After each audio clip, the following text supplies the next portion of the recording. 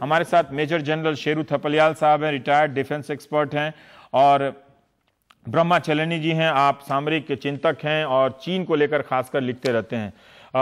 Major general Sheru Thapliyal जी, हम ये आपसे ही शुरुआत करना चाहेंगे कि इन कारणों को छोड़ भी दें तो फिर भी क्या अभिषेक मनु सिंघवी की इस बात में दम है कि 45 दिनों में चीन की तरफ से 120 इंकर्जन हुए हैं? आप लोग की शब्दावली में हम आम लोग इसे छोटी मोटी या बड़ी घुसपैठ समझते हैं। क्या इसे गंभीरता से लेने की ज़रूरत है? क्या चीन अपनी किसी आक्रामकता को बढ़ावा दे रहा है या पाकिस्तान के इशारे पर काम कर रहा है? क्या कर रहा है जिससे हम इसे समझ सकें सर? देखिए, ऐसा है कि जहाँ तक तो इंट्रूजन का सवाल है वो तो चीन करता ही रहता है, खासतौर पे लद्दाख में। लेकिन इस एरिया में उसने पहली दफे इतनी फोर्स के साथ ये इस इलाके में आया। ये डोलम प्लेटो, जिसको हम डोलम प्लेटो बोलते हैं, भूटानीज उसको डोकलम प्लेटो बोलते हैं और चाइना उसको डोंगलंग प्लेटो बोलता है। तो इसकी सामरिक महत्व जो है इस प्लेटो का बहुत ज्यादा है, क्योंकि एक ये डैगर की शक्ल में हमारे सिलीगुड़ी कॉरिडोर के बहुत नजदीक आ जाता है। इसलिए, और ये पूरा इलाका डिस्प्यूटेड है, ये एक्चुअली भूटान का हिस्सा है ये, और चाइना जबरदस्ती इसके ऊपर क्लेम कर रहा है। जैसे कि चाइना की फितरत है, उसको आप जानते ही हो, हमारे पूरे अरुणाचल प्रदेश को क्लेम कर रहा है। लेकिन इस टाइम में यहाँ क्यों आया, उसके कारण अभी आपने जो इंट्रोडक्टरी अपनी टॉक दी उसमें बता ही दिया है। कई कारण है। हमने one belt one road initiative को रिजेक्ट कर दिया।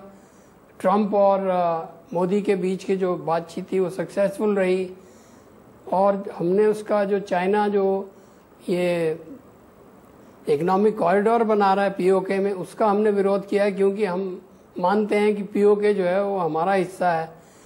और दलाई लामा की विजिट थी, वो पुल बन गया वहां पर।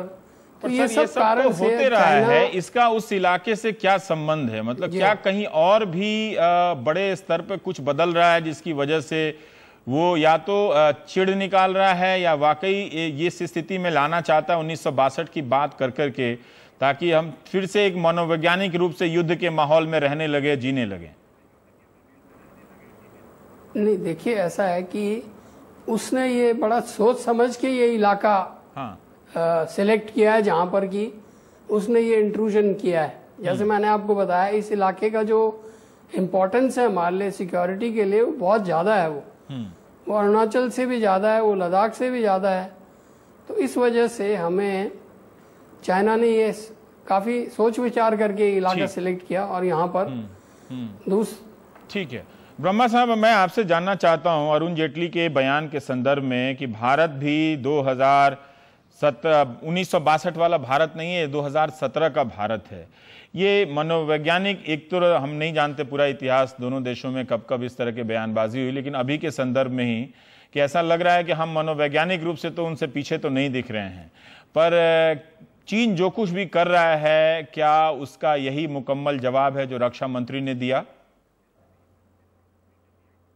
असली चीज ये है, चीन के खिलाफ साइकोलॉजिकल वॉर वेज कर रहा है, और ये साइकोलॉजिकल वॉर इस वजह वेज कर रहा है क्योंकि इंडियन आर्मी ने उनका जो रोड कंस्ट्रक्शन है वो रोक लिया था डोकलम प्लेटो में। तो काफी गुस्सा है चीन में। बड़ी बात यह है कि एक चीन में कहावत है कि एक पहाड़ में दो शेर नहीं हो सकते हैं। चीन का एम्बिशन है कि एशिया में वही एक शेर हो। हिंदुस्तान के साथ वो स्पेस शेयर करना नहीं चाहता, अकेला शेर बनना चाहता है एशिया का, और इंडिया उसके रास्ते में एक रुकावट है, उसके एम्बिशन में एक रुकावट है। तो असली बात यह है जी। लेकिन जिस तरह से अभिषेक मनु सिंघवी का मैं बयान देख रहा था, पॉलिटिकली थोड़ा मैं समझना चाहता हूं कि 2017 में 240 इंकर्जन हो चुके हैं, जबकि एक तरह से प्रधानमंत्री और चीन के राष्ट्रपति के बीच एक करीबी या एक अच्छा संबंध तो दिखाई था जब 2014 में आए थे। ट्रंप और मोदी जी के करीबी की बात हो रही है, तो ऐसा ट्रंप और चीन के राष्ट्रपति के बीच में ऐसा क्या बिगड़ गया कि इस रिश्ते को लेकर वो यहां हरकत कर रहा हो? क्या आपको इस तर्क में बहुत दम लगता है क्या कि भारत और अमेरिका इतने नजदीक आ गए हैं कि चीन उसकी वजह से यहाँ पर हमला या इस तरह की गतिविधि करेगा, जबकि चीन के साथ भी अमेरिका के रिश्ते तो हैं ही उतने ही मजबूत? मेरे ख्याल से अमेरिका एक इम्पोर्टेंट फैक्टर नहीं है इस एग्रेशन में, क्योंकि अमेरिका इस समय चीन और भारत के बीच में जो डिफरेंसेस हैं उन मुद्दों पर न्यूट्रल है। अगर कल युद्ध होता है चीन और भारत के बीच में, अमेरिका हिंदुस्तान के साथ नहीं रहेगा, वो न्यूट्रल रहेगा और चीन को पता है और इस वजह वो ज्यादा दबाव डाल रहा है भारत पर, क्योंकि इस समय भारत अकेला है। रूस भारत के साथ नहीं है, अमेरिका न्यूट्रल है, कोई इंपॉर्टेंट पार्ट हिंदुस्तान के साथ नहीं है और चीन एक इकोनॉमिक और मिलिट्री राइजिंग पावर है। तो वो समझता है कि इस समय उनके पास अपॉर्चुनिटी है कि हिंदुस्तान पर वो प्रेशर डालें, स्ट्रेटेजिक एरियाज हड़प लें। जिस तरह से उन्होंने डोकलम में एक रोड बनाने की कोशिश की, उसी तरीके से 1950s में अक्साई चीन में एक रोड बना के पूरा अक्साई चीन छीन लिया। अक्साई चीन स्विट्जरलैंड साइज का है अक्साई चीन, वो चीन ने 1950s में कैप्चर कर लिया रोड बना के। वो तरीका डोकलम प्लेटो में वो यूज कर रहा है, हाईवे बना के भूटान का डोकलम प्लेटो सीज करने की कोशिश कर रहा है। एक बात मैं जानना चाहता हूं कि हम लोग आम समझ में जो प्रधानमंत्री की अमेरिका यात्रा के दौरान जो लेख छपते हैं आप जैसे विश्लेषकों के, पढ़ के यही धारणा बनती है मोटी मोटी कि अमेरिका हमारे साथ है, एक नया सामरिक बदलाव हो रहा है, स्ट्रेटेजिक चेंज हो रहा है कि रूस से हटकर हम अमेरिका की तरफ जा रहे हैं, वो हमारा पार्टनर जैसा बन रहा है। आप कह रहे हैं कि अमेरिका न्यूट्रल है, अमेरिका हमारे साथ नहीं है, रूस भी अब हमारे साथ नहीं है। ये है पैराडॉक्स। एक तरफ हिंदुस्तान की जो विदेश नीति है वो काफी प्रो यूएस हो गई है, मगर जहां पर अमेरिका की विदेश नीति है आज भी पाकिस्तान की मदद कर रहा है, आज भी उसके संबंध चीन के साथ काफी गहरे हैं। इकोनॉमिक इंडिपेंडेंस चीन के साथ अमेरिका का काफी गहरा इंडिपेंडेंस है और चीन सिक्योरिटी काउंसिल का एक परमानेंट मेंबर है, तो अमेरिका के लिए बहुत ही इंपॉर्टेंट कंट्री है।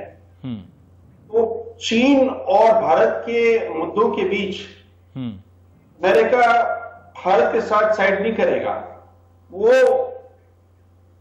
रिटोरिकल लेवल पर कुछ बोल ले, मगर असलियत में अगर कोई युद्ध हो जाता है, ये कोई कॉन्फ्लिक्ट हो जाता है, ये कोई सिचुएशन पैदा हो जाती है जहां पर अमेरिका को साइड लेना पड़ेगा, तो वो कोशिश करेगा कि वो साइड ना ले, न्यूट्रल ही रहे। एक सवाल और मैं जानना चाहता हूं कि ये जो नया डोकलाम का जो विवाद आया है, इसको आप सिर्फ जबानी जमा खर्च देखते हैं कि दोनों तरफ से जबानी तीर चल रहे हैं, ये बोल रहे हैं या वो बोल रहे हैं, या इस तरह का हाल फिलहाल में पिछले 10-20 साल में भी हुआ है कि यहाँ के रक्षा मंत्री ऐसे बोल रहे हैं, सेनाध्यक्ष बोल रहे हैं, उधर से भी सेना के प्रवक्ता का बयान आता है, तो इसको इतना ही तक सीमित रखा जाए या आपको इसमें कोई बड़ा खतरा नजर आता है चेलानी साहब? मेरे ख्याल से इस समय युद्ध का खतरा नहीं है, मिलिट्री डायमेंशन कंट्रोल में है। क्या हुआ कि जैसे उन्होंने कोशिश की हाईवे बनाने की, इंडियन आर्मी ने तुरंत भूटान की मदद की और काम रोका। तो बहुत गुस्सा है चीन में कि भाई इंडियन आर्मी ने इंटरवीन करके कंस्ट्रक्शन को रोक दिया। अब एक तरह का मिलिट्री स्टेलमेट है वहां पर। उनके तरफ से काफी सारे ट्रूप्स हैं, हमारे बाएं तरफ से काफी सारे ट्रूप्स हैं। वहां पर मिलिट्री फोर्स से सिचुएशन चेंज होने वाला नहीं है। तो खतरा युद्ध का नहीं है।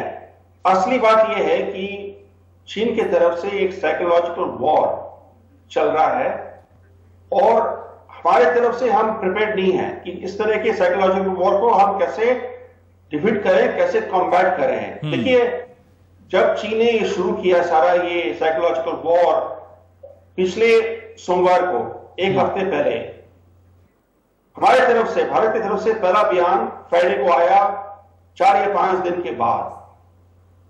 मगर चीन की तरफ से हर रोज 2-3 बयान, स्टेट मीडिया की तरफ से प्रोपेगेंडा, हमारे मीडिया में, भारत के मीडिया में चीन का प्रोपेगेंडा पिछले हफ्ते इतना जबरदस्त हो गया था क्योंकि भारत की सरकार ने कुछ बोला नहीं 4-5 दिन के लिए।